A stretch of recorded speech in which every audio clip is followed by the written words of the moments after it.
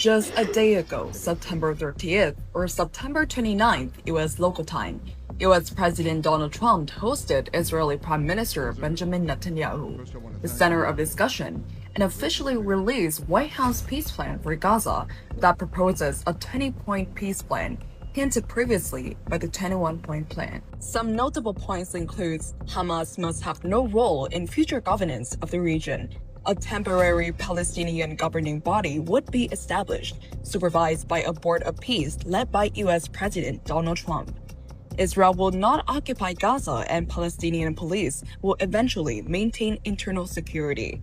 Palestinians would be able to remain in Gaza if they choose the region to be redeveloped, leave the door open to the eventual establishment of a Palestinian state, something Israel has long opposed.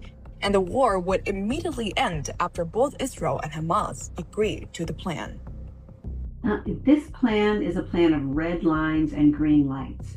For Israel, the red line is no annexation of the West Bank, no occupation of Gaza, no settlement of Gaza, and all important, no resettlement of Palestinians to eject them from their territory. The green light for Israel, of course, is that they can finish the job, in Trump's words, if Hamas doesn't comply, with the full backing of the Arab world from Qatar to Turkey. The Islamic world will support Israel's basically reintroducing hostilities if Hamas doesn't comply. That's on the Israeli side. On the Hamas side, on the Palestinian side, the red line for them is to lay down their arms. That's a pretty big deal for them because they have said in the past they will not put down their weapons until there is a state of Palestine. The green light for them, though, the benefit, is that they'll get 250 Palestinian prisoners who are convicted of murder held in Israeli prisons. They will be able to release them through this hostage for prisoner exchange. Now that's 100 more Palestinian prisoners than were originally offered in January. So that's their green line. So for both sides, there's a lot sort of to grumble about, but a lot to celebrate as well. We're learning about that the goal is to create Gaza as a terror-free zone. But I have a feeling since it's President Trump and everything is about Trump Incorporated, it's also going to be a kind of free trade zone. It's going to be an area for economic development. In addition to just rebuilding the buildings, the economy is going to be a core priority. And he said that, we might resettle Palestinians. He's kind of turned away from that plan. That's how he got the buy-in from the Arab states. The 3 R's of Trump.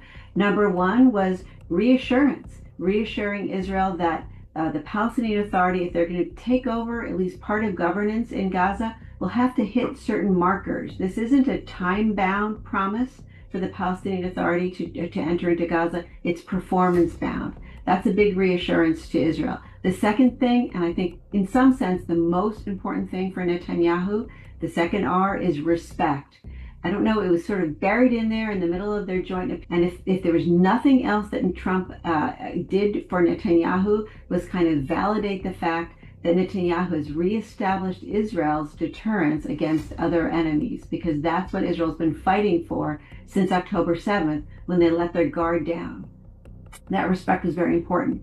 The third R, however, is resettlement, which they are not going to give Israel, and they kind of led the Israeli right wing into a frenzy of anticipation when Trump talked about the Gaza Riviera. I think that the Israelis, most Israelis, are going to be delighted.